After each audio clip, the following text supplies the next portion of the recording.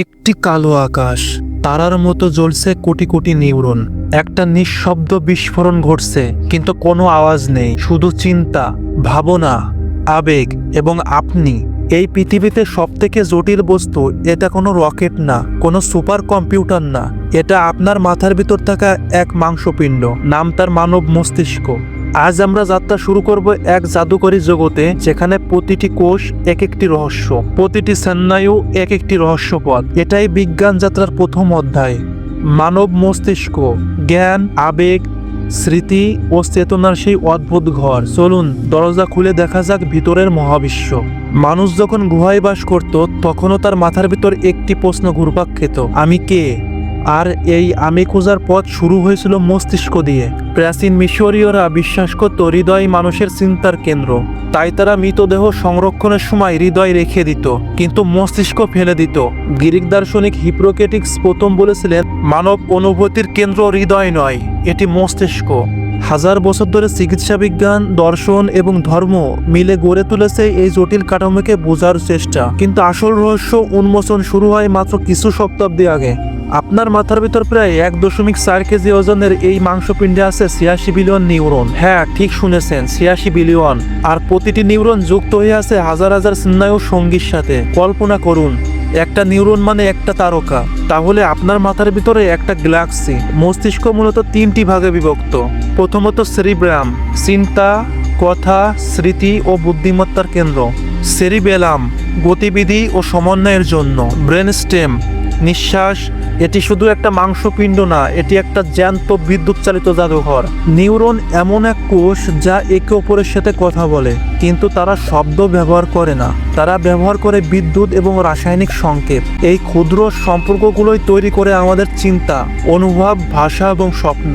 নিউরনের মাথায় ডেনড্রাইট, গায়ে অক্সন আর শেষ প্রান্তে সিনাপস, যেখানে ম্যাজিক ঘটে। প্রতি সেকেন্ডে প্রায় 10 লক্ষ নিউরন সংকেত পাঠাচ্ছে এক স্থান থেকে অন্য স্থানে।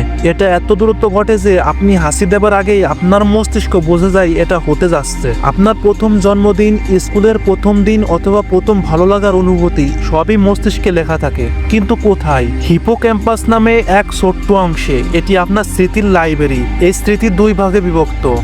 প্রথমত স্বল্পমেয়াদী স্মৃতি, শর্ট টার্ম মেমোরি, দীর্ঘমেয়াদী স্মৃতি, লং টার্ম মেমোরি। মজার ব্যাপার হলো, প্রতিটি নতুন অভিজ্ঞতা হিপোক্যাম্পাসে গিয়ে যদি গুরুত্বপূর্ণ মনে হয়, তখনই তা সেভ হয় লাইফ টাইমের জন্য। আপনি যখন কাঁদেন, হাসেন, রেগে যান বা প্রেমে পড়েন, সবই মস্তিষ্কের অভ্যন্তরেই ঘটে। আমিগডালা নামের ছোট্ট এক অংশ আবেগের ইঞ্জিন। আপনার যে ভালো লাগার অনুভূতি কাজ করে, এটা ডোপামিন নামে একটা হরমোন নিঃসৃত হওয়ার কারণে। আর যে দুঃখ অনুভব হয়, সেটা সেরোটোনিনের অভাবে। আর প্রেম যেটাতে অনুভব হয়, সেটা অক্সিটোসিনের ঢেউ। আপনার প্রতিটি অনুভূতি নিখুঁত রাসায়নিক ফর্মুলায় তৈরি হয়। আজও আমরা জানি না মস্তিষ্কের সব ক্ষমতা। কেন ডেজাভু হয়? স্বপ্নের ভেতরে আমরা কিভাবে সব অনুভব করি? কিছু মানুষ কি সত্যি টেলিপ্যাথি বা এক্সট্রা সেন্সড ধারণা পায়? এগুলো এখনো রহস্য, কিন্তু নিউরোসায়েন্স প্রতিদিন আমাদের নতুন কিছু শেখাচ্ছে।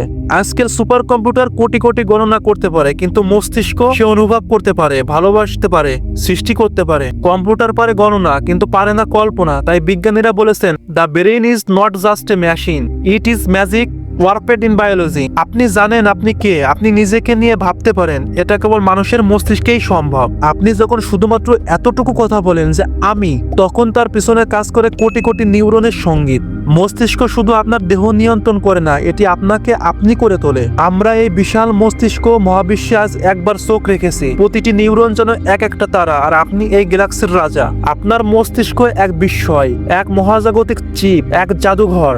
যতই জানি ততই বিস্মিত হই। এই ছিল বিজ্ঞান যাত্রার প্রথম পদক্ষেপ। সামনে আরো আছে মহাবিশ্ব, কোয়ান্টাম রহস্য, সময়ের বাঁক। আমাদের সঙ্গে থাকুন, কারণ এই যাত্রা থামান না।